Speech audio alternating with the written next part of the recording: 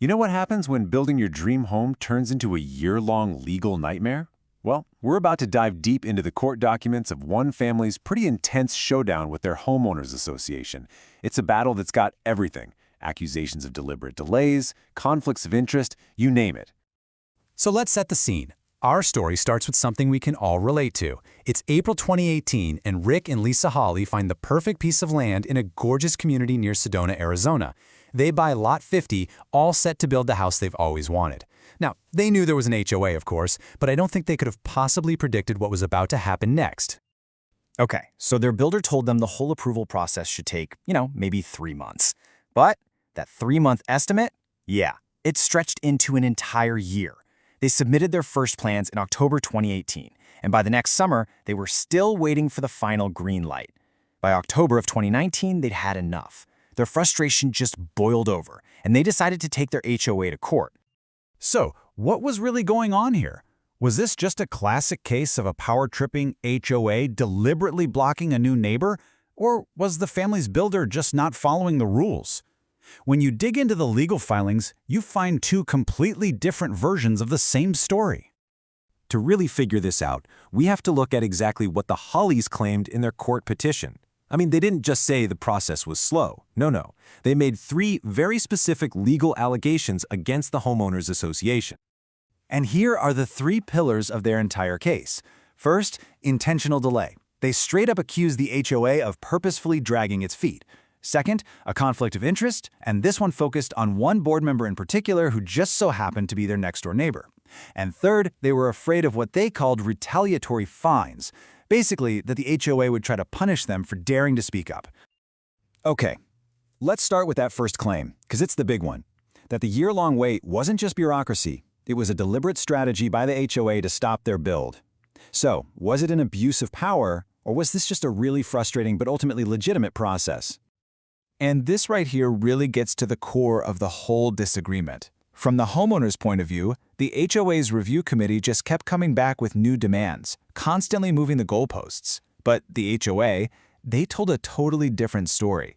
They claimed the builders simply wasn't following the community's own, very clear architectural guidelines. Now, the court documents detail a long back and forth. After the first plans got rejected, the review committee held a special multi-hour meeting just to walk the builder through the rules. And yet, the next set of plans still needed 16 revisions. And get this, even after they finally got approval, the pre-construction meeting was a bust because survey markers were missing and a required $20,000 deposit hadn't been paid. But here is a fascinating little twist that comes directly from an official HOA letter. At the same time they were demanding those 16 revisions, the committee also said they were pleased with the design and that the house would be a welcomed addition. This kind of suggests that the fight might have been more about technical details, and not because they hated the house itself. All right, on to the second claim, and this is where things get really personal. The Hawleys didn't just think the process was broken, they believed that one specific person was actively working against them from the inside. So get this. The vice president of the HOA board, a man named William Bohan, owned the lot right next door to the Hawleys. Not only that, he was also the chairman of the exact same committee that kept rejecting their plans. You can see why for the Hawleys this felt like way too much to be a coincidence. So what was the supposed motive? Well, Lisa Hawley testified that she thought Mr. Bohan and his wife just plain didn't like the style of their house and were using his power to stop it from being built. In their eyes, this wasn't about rules. It was a personal fight just disguised in a whole lot of bureaucratic red tape. So we've got allegations of intentional delays on one hand and a personal conflict of interest on the other. After hearing from everybody, the builder, the homeowner, the HOA board member, an administrative law judge had to make a call. So, what was the final verdict? Okay, but before we get to the actual verdict, it is absolutely crucial to understand the legal bar the judge was using. This wasn't a criminal case. It's not like on TV where you need proof beyond a reasonable doubt. This was a civil hearing, which is based on something called a preponderance of the evidence. All that means is the Hawleys had to prove that their claims were more likely true than not, even if it was just by 51%. They just had to tip the scales of justice, even a little bit. So, the big question. Did they tip the scales? The judge's final ruling was a clean sweep for the Homeowners Association. The intentional delay claim? Dismissed. The conflict of interest claim? Dismissed. And that fear of being hit with retaliatory fines? Also dismissed. So why dismiss everything? Well, the judge laid it all out very clearly. For the delay, the judge found it was more likely caused by the builder's, and I'm quoting here, imperfect understanding of the rules, not by the HOA being malicious.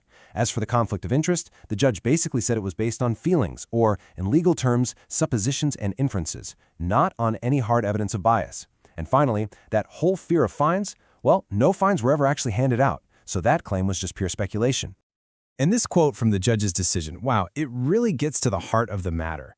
She points out that people who volunteer for HOA boards are always going to be regulating their neighbors. That's just how it works. The simple fact that your neighbor is on the review committee isn't automatically a conflict of interest. It's just the nature of these communities. Okay, so this case is a fascinating, kind of messy look inside a pretty common neighborhood dispute.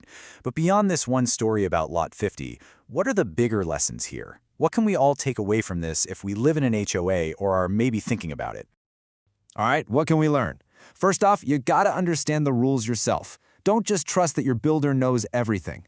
Second, and this is a big one, the burden of proof is on you.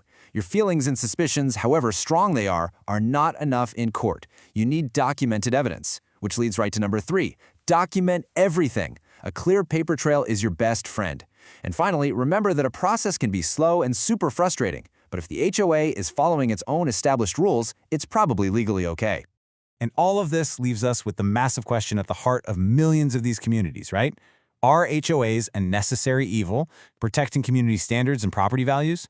Or are they just a huge obstacle to personal freedom, creating bureaucratic nightmares for homeowners like the Hollies?